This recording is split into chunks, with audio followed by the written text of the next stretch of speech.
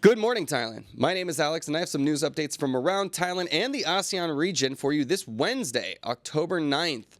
Now, today we will be talking about a Swiss retiree who was packing some heat, some updates for travelers and tourists on Thai Airways and train adventurers, and a little later there's a new Trump company, not Crump Trumpany, a development coming to Vietnam. All right, but first up, we're talking about Bangkok and the Chao Phraya River. Now, 16 communities are bracing for a Chao Phraya River deluge. So Bangkok is on high alert as 16 communities across 7 districts face a significant flood risk from October 13th to the 23rd due to rising Chao Phraya River levels. The Bangkok Metropolitan Administration, or BMA, warns that a surge fueled by increased water discharge from the Chao Phraya Dam and rising sea tides could inundate areas without protective flood barriers. Sounds like a lot of Bangkok. Riverfront communities such as Soi Sikam and Dusit district are particularly vulnerable, so if you're in the area, be careful. The BMA urges residents to stay updated as further water level increases could cause severe flooding. The Prime Minister assured that the current rainfall is below 2011's devastating levels. Yeah, apparently there was 5 major storms back in 2011, the last time that we had serious, devastating floods. Apparently there's only been one major storm here so far, but still, we're at risk, particularly if you're in those communities. So go to thetiger.com, check and see if you're living in one of those areas and how prepared you need to be. Get the sandbags ready because this is your fair warning. It's coming starting the 13th, so you got a few days to make some preparations. Be careful, everybody. Okay, on to our next story, which is about an elderly Swiss man who was busted with a gun in Phuket Airport. This man meant business.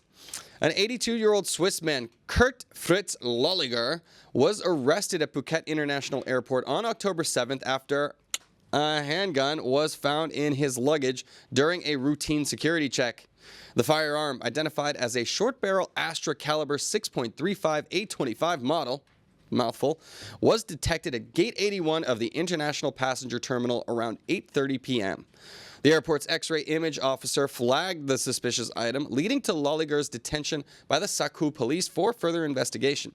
The incident has raised security concerns, with authorities emphasizing strict firearm policies and legal consequences regardless of age or nationality. Well, I like that he's sporting the old 7-Eleven shirt right there, trying to blend in. And in a wheelchair, no less. Don't know what he was thinking.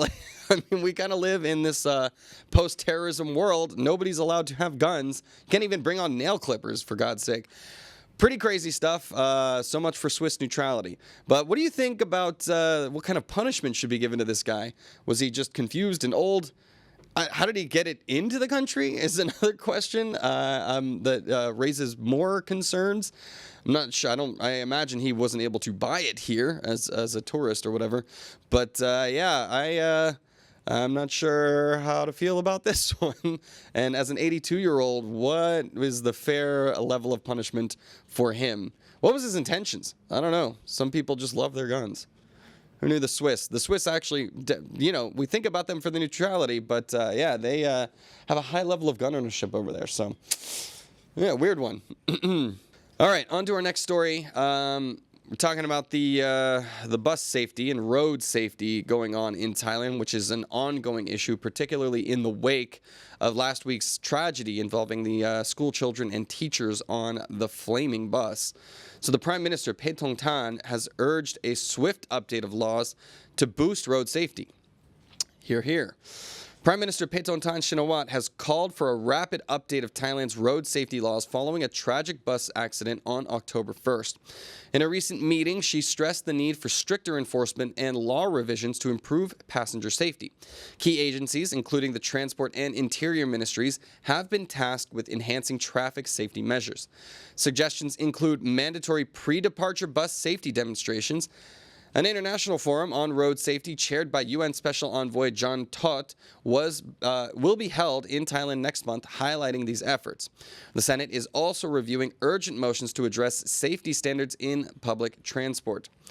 Yeah, so this issue is still front and center. It was big, this would be a shameful story for it to be in international headlines for Thailand. So it makes sense that the leadership is doing everything it can to address this issue and try to make sure that the corners that were cut before are no longer being so. So they say regulations, they're written in blood, and that is certainly the case here. Should have been done before in order to avoid this very, very tragic accident. But we'll see what laws will be rolled out in order to prevent further tragedies in the future. What do you think Thailand should do? Let us know your thoughts in the comments. Moving on, speaking of bellies, I got some good news for your belly. Thai Airways is stepping up its flavor game with gourmet menus for all classes. That's right, Thai Airways has introduced premium gourmet menus for all cabin classes, elevating in-flight dining. With an 80% load factor on European routes, the airline is enhancing its service by offering luxury dishes like Italian caviar in first class and Thai street food-inspired meals in economy. Bit of a difference there. Anyways, highlights include October's cow soy chicken, my favorite, and butter toast with Thai milk tea, with menu rotations every 2 months. Business and first class passengers receive upgraded amenities such as Jim Thompson kits and La Mer products, while economy passengers get eco-friendly Naraya tote bags. Fun? Additionally, Thai's revamped mobile app offers enhanced features for Royal Orchid Plus members. All right, so all of you frequent flyers out there, if you're coming in from Europe, then there's some good news if you're flying on Thai Airways. Seems like there is an upgrade to the quality of food coming. I've never been really disappointed by Thai Airways, honestly, so I'm curious to see. Cow soy, that's supposed to be it's like a soup noodle thing. I'm not sure how they're going to do that in economy class, but curious to see. So if anybody rides, please let us know in the comments how that food is tasting. Larry says, you're making me hungry, Alex. It's making me hungry too. I always skip breakfast, but doing the food stories in the morning gets that appetite going. But I got a couple more fun stories. Now, okay, we got a river monster on our hands. We are fishing for an owner. Now, Chiang Mai rescue teams have reeled in a 300-kilogram catfish. That's right. So during the recent floods in Chiang Mai, a rescue team discovered a 300-kilogram catfish, a real giant, in Sarapi railway station. That's not supposed to be underwater. Believed to be a pet due to its size, the fish's photo went viral on social media, prompting a search for its owner.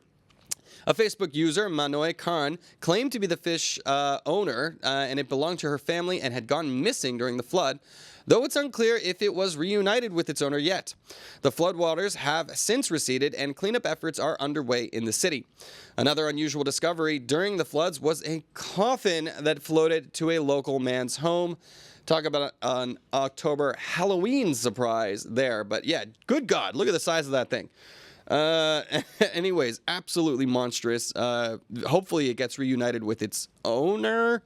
Who the hell owns that kind of pet? That's pretty crazy to me. 300-kilogram fish. What are you feeding that thing?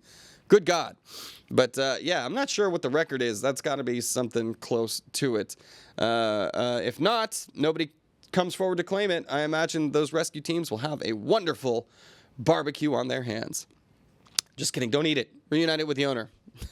Anyways, moving on to our last story coming out of Thailand, and it's more fun news. All aboard. Bangkok's scenic train adventures are ready to roll. Now, the Transport Ministry has announced scenic train journeys from Bangkok running from October to February to promote domestic tourism. 3 options are available: the luxurious Royal Blossom, the nostalgic Kiha 183, and World War II era steam locomotives. The Royal Blossom offers 180-degree views for just 1,800 baht per day. Per day trip, while Kiha 183 day trips start at 14.99 with overnight options at nearly 4,000 baht. The steam trains will run special trips to historic sites like Ayutthaya and Chachoengsao with tickets starting at 329 baht. What a steal! Bookings are available via train stations or the D-Ticket app. Come on. Who doesn't love trains? I like trains, but no, it's a very fun way to travel around. It's fun that they're rolling it out. It's better than dealing with the airports, man. You know, the trains, of course, move a little bit slower, but that's so you can take in the sights, man. Slow down a little bit, stop and smell the roses. But yeah, I would love to check out some of those. I'm not sure how I feel about the World War II era ones. Seems a little like I'm wondering what the air conditioning situation is on those, but the luxury ones, sign me up. The prices are just thereabouts, like a plane ticket, anyways. So could be a fun way to get around. My mom's coming to town. Maybe I should take her on one of those. I'm trying to think of ideas to show mom around Thailand. Let me know thoughts on that too. Moving on, guys, we have some news from the ASEAN region, and a lot of weird stories, a lot of big ones that are kind of big news. And first stop is where I'm going this weekend. Hopefully this doesn't land me in hot water, but we're heading to Malaysia. A 70-year-old Indian man was fined over $1,000 in Malaysia over clothes reflecting his support for the LGBTQ community. Now, a 70-year-old Indian man, Satyanarayana Prasad Papoli, nailed it, and a 66-year-old Taiwanese activist, Arthur Wang, were fined $1,168 each by a Malaysian court for obscenity during a charity run in Johor. The fundraiser, which aimed to support children with cerebral palsy, saw controversy as some participants wore rainbow socks and cross-dressed, seen as endorsing LGBTQ culture.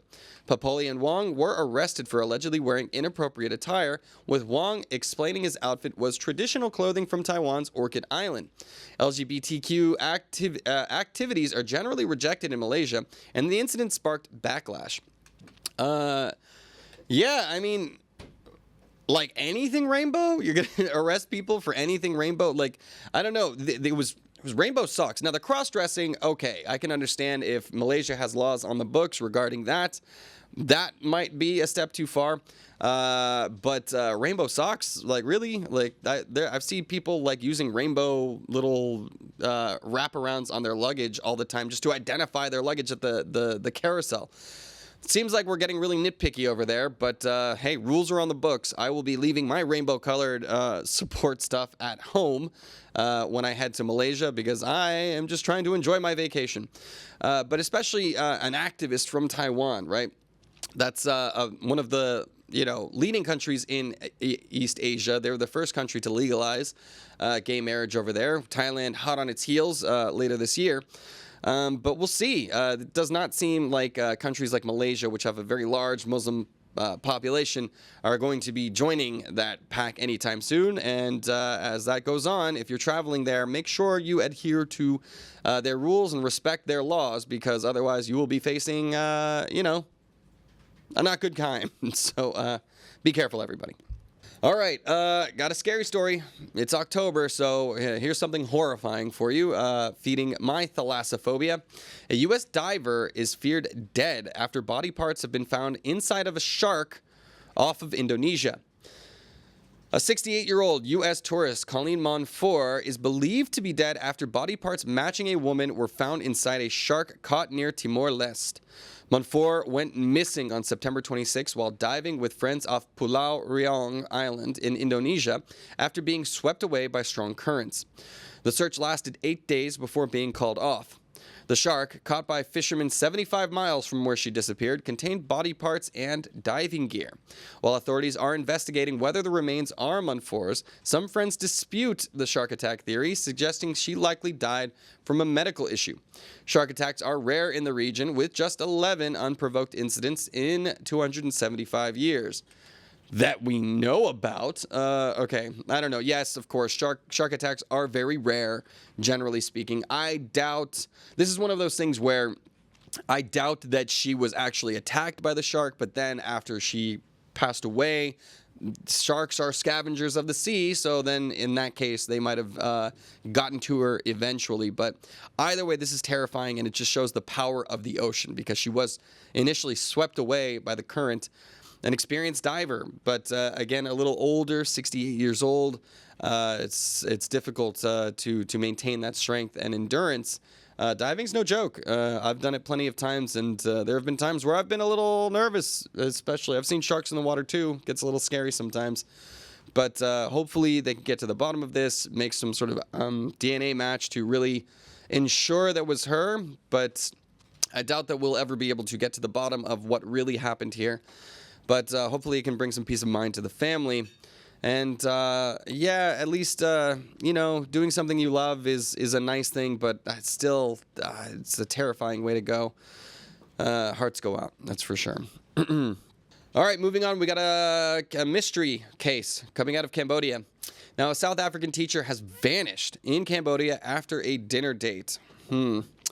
A 26-year-old South African teacher, Angelique Tong, has gone missing in Phnom Penh, Cambodia after a dinner date with a British man named Jack on September 29th. Tong, who worked at Smart Kids PP, was last seen at Harry's Bistro, a riverside restaurant. Since that evening, there has been no contact and her phone remains off. Tong's absence from work on October 7th raised concerns among colleagues, prompting a formal appeal for information. She is described as having blonde hair, hazel eyes, standing at 1.58 meters tall, and weighing 50 kilograms with a Khmer script tattoo on her right forearm. If you know anything, please contact the authorities and give them some information about what her whereabouts might be. Does sound like it's time to bring in the old date for some questioning, at least, to see what he knew, because apparently last seen with her there. Terrifying stuff. I'm going to try and keep on this because... I've been an English teacher. I've got plenty of friends who are still English teachers in that age range trying to find love out here. So the dating game can be treacherous for girls, and hopefully she turns up and this has just been some big misunderstanding. But if the worst that is feared is true, we got to get to the bottom of it. So we will see. Weather Junkie says, please read about the Ontario Science Center. Please, I'll look that up at the end of the show when I get into the comments. I don't know what that is. Okay, I'll check it out a little later, Weather Junkie. But first, I have our last story of the day, which is taking us over to Vietnam and a familiar name. So, you guys might have heard of him, the one, the only, Donald Trump, and his organization are set to develop a $1.5 billion golf course and hotel project in Vietnam. Vietnam's Kinh Bach City has partnered with the Trump Organization to develop a $1.5 billion golf course and hotel project in Hung Yen Province. The Memorandum of Understanding was signed in late September during the Vietnamese president's visit to the U.S. The project will feature two 54-hole golf courses, hotels, resorts, and residential complex. Eric Trump expressed excitement about entering Vietnam's luxury hotel and entertainment market. Go figure. The Trump Organization's golf and resort business is a major revenue driver, but no construction timeline has been disclosed. Vietnam currently has around 70 golf courses and 100,000 local golfers. That's okay, a few things here. First of all, the sport of golf is becoming insanely popular in Southeast Asia. It is a huge destination for golfers from around the world these days. We've been doing promotional services for Amazing Thailand and for Golf Management for the events that they've been putting on throughout here in the Land of Smiles. But yes, apparently in Vietnam, it's big business as well. South Koreans are super into it. Japanese, Chinese, everyone in Asia is really buying into the craze. However, running for president, you're supposed to be divested from your business interests. I remember it was a big controversy when Mitt Romney was the richest person at the time to have ever run. He completely divested and sent all of his businesses over in a blind trust to be handled by people not directly associated with him. That is not the case with Trump and his organizations, as they are still run by his family.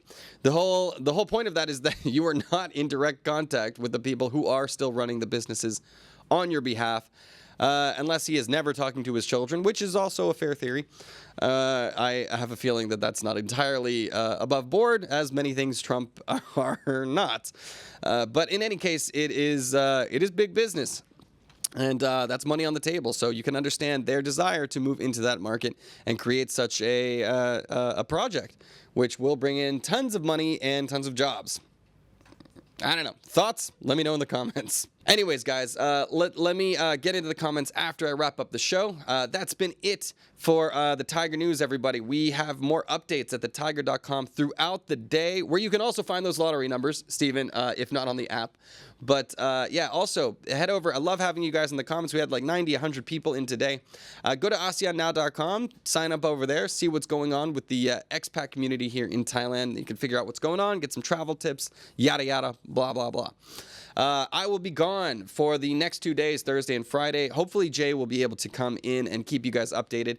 If not, we are also off on Monday, which is a holiday here in Thailand. So I'll be seeing you again next Tuesday. See you next Tuesday. Yeah, see words. All right, that's it for me, and let me get into the comments now.